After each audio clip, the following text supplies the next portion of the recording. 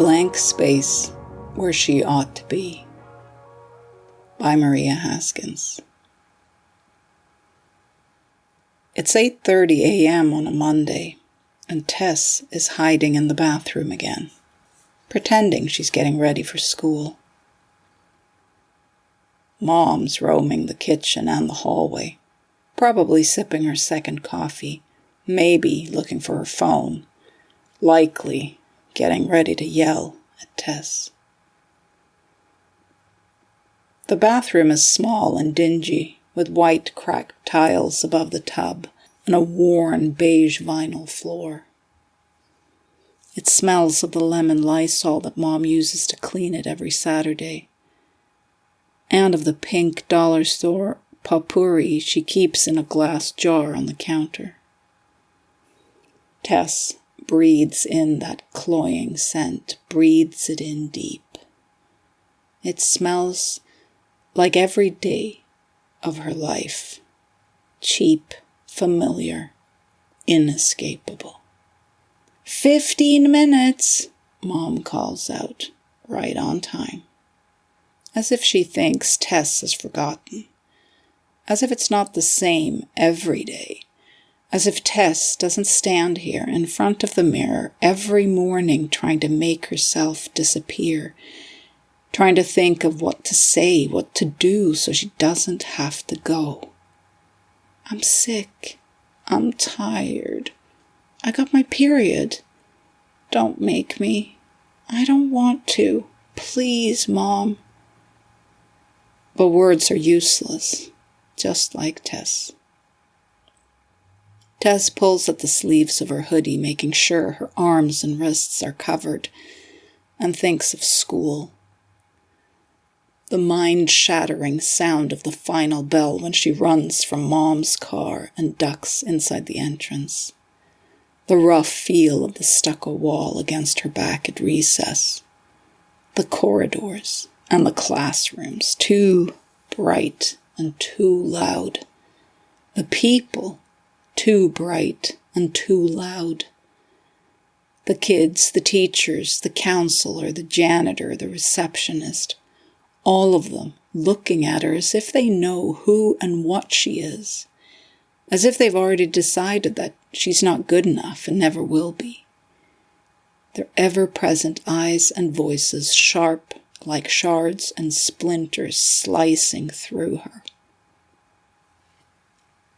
Mom taps on the door. 10 minutes. You have to be ready.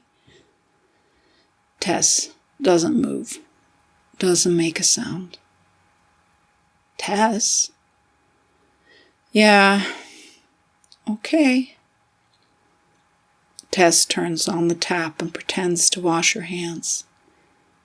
For a moment, just an instant really, her gaze slips off the sink and into the mirror where her own useless face stares back at her. She has never liked mirrors.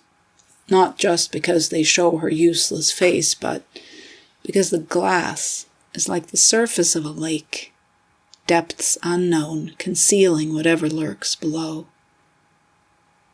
You have to stare into the glass for a long time before you glimpse it, and then you might catch the shadow of its passing, the quiver of its wake, the viscous movement as it almost, but never quite breaks the surface. Tess, are you ready to go?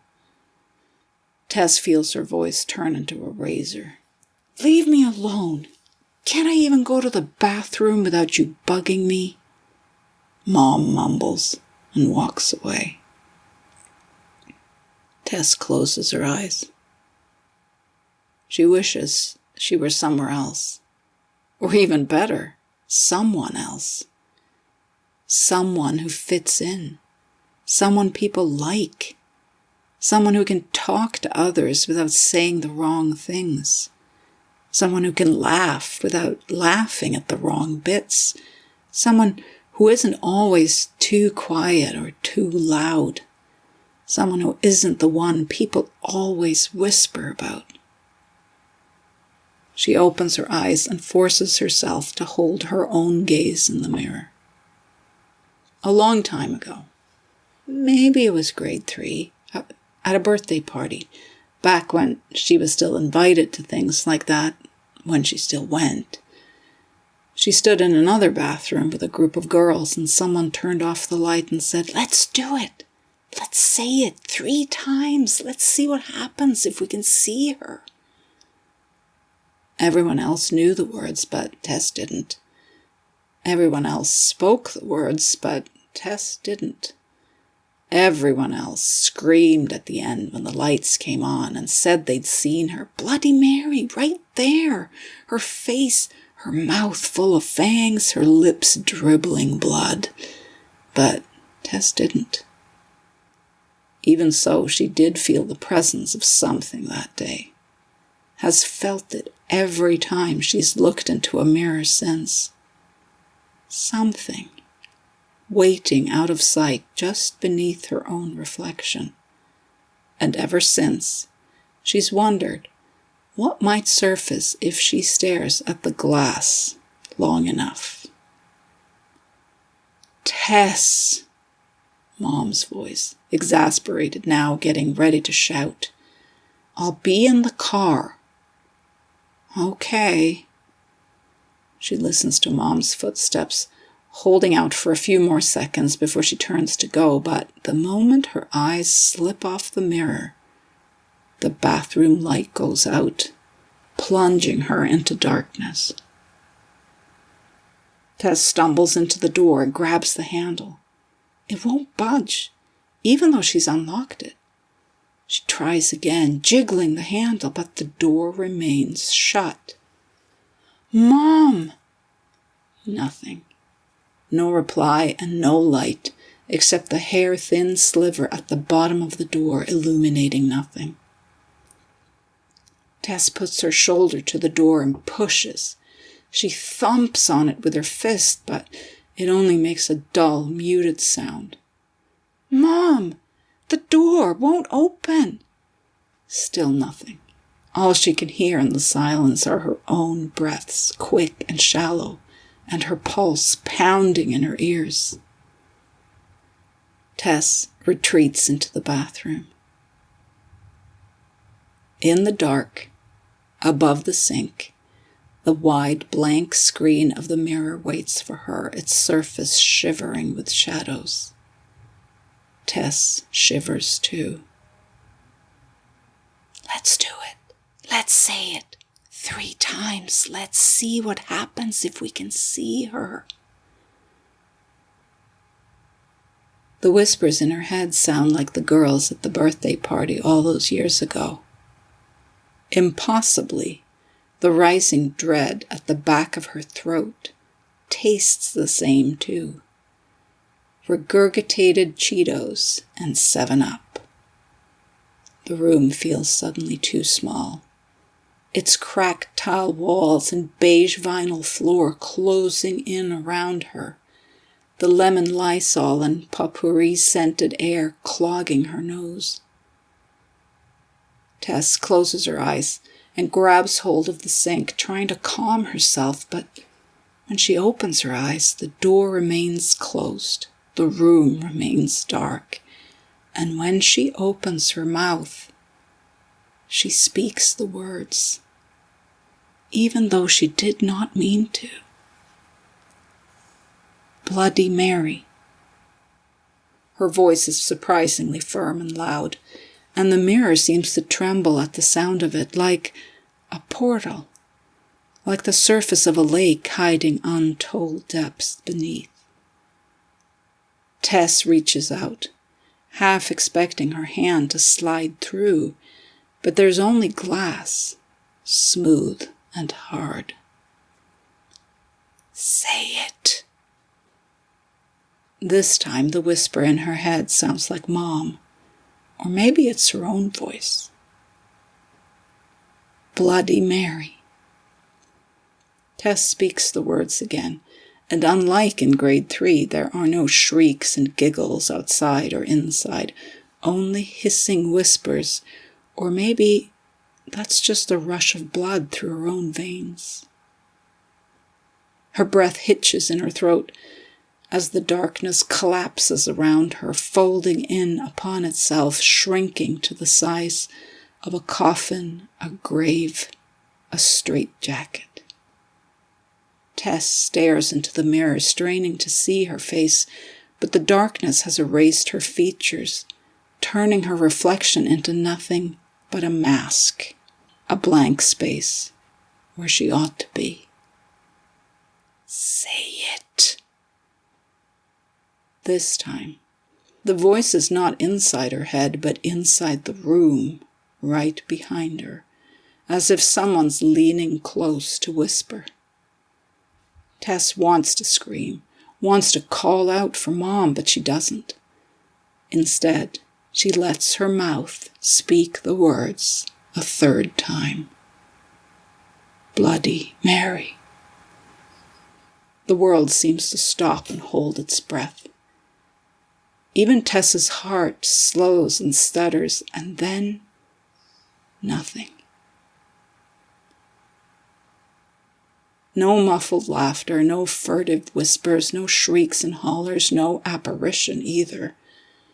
Tess tries the door, but she's still locked inside with her own shapeless form waiting in the mirror, and the silence closing in around her, stripping her bare of hope and pretense.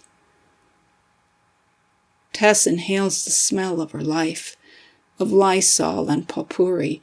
She inhales the silence and the darkness. She inhales her fear and loneliness, her anger and pain until there is nothing left. What she should do is try the door again. What she should do is call out for Mom. What she should do is bust the goddamn door down. But she doesn't do any of those things. Staring into the blank space where she ought to be, Tess knows why. Because she doesn't want to. Because she doesn't want to go out there. Because she wants to stay in here where even the mirror doesn't know who she is. Tess exhales, and her breath is cold as ice as it hisses out of her throat, as it unspools over her tongue, as it slips between her teeth, as it is expelled into the darkness. She stares, unblinking, into the dark mirror until she finally sees it, the shadow of its passing, the quiver of its wake, the viscous movement of it as something breaks the surface. As suddenly as the light went out, it comes back on, vivid, bright, and blinding. In that sudden glare, the bathroom looks the same, but Tess's point of view has shifted. She is no longer standing at the sink. Instead, she is looking at the room from inside the mirror, as if through a window. The bathroom isn't empty, though. There is someone out there standing where Tess stood before. It looks like a girl, but her face is as blank as a malfunctioning TV screen, a featureless, eyeless, mouthless mask of static. The girl leans closer to the mirror, to Tess, until their foreheads touch. Tess is held in place by the glass of the mirror and sees her own features ripple over the other girl's face, steadying as the static fades, becoming a true reflection of herself, impossible to tell apart. From inside the glass, Tess watches as the other girl opens the door, as she steps over the threshold. Tess sees the familiar hallway, a glimpse of daylight as the front door opens. She even hears Mom calling out from the car, telling Tess to lock the door, her voice far away and fading. Tess hears her own voice from outside, hears her own laughter too, Here's the car starting, here's it drive away, and she knows that this new Tess will make Mom laugh rather than scowl on the way to school. This new Tess won't hide in the bathroom every morning either. She will know how to talk to people. She will know what to say and when to laugh. She will do all these things and more, so Tess won't have to. Tess would smile if she could, but inside the mirror, everything is fading. Tess's own features dissolve until her face is as blank as the touch of cold glass against her forehead. Her memories wane and dwindle. The smell of pink potpourri and Lysol linger for a moment before they vanish too. She holds on to her name a moment longer, the fading sound and feel of syllable and letters, the trembling of the air shaped by lips and tongue. Finally, she lets it go, and her name evaporates like the wisp of a distant cry in the dark, like a warm breath caught on cold glass, and she knows it won't summon her, no matter how many times it's spoken, because it doesn't belong to her anymore. You've just listened to A Blank Space Where She Ought to Be by Maria Haskins. This story was read to you by the author. Maria Haskins is a Swedish-Canadian writer and reviewer of speculative fiction. She lives just outside Vancouver with a husband, 2 children, several birds, a snake, and a black dog. Her short story collection, 6 Dreams About the Train and Other Stories, was published in 2021. Her work has appeared in The Best Horror of the Year, Volume 13, Black Static, Interzone, Fireside Fiction, Beneath Ceaseless Skies, Lamplight, Flash Fiction Online, Strange Horizons, Bracken, Mythic Delirium, Shimmer, Cast of Wonders, Pseudopod, Escape Pod, The Deadlands, Diabolical Plots, Kaleidotrope, and elsewhere. To find out more about Many Worlds, check us out at manyworldsforum.com. Thank you for listening to Many Worlds.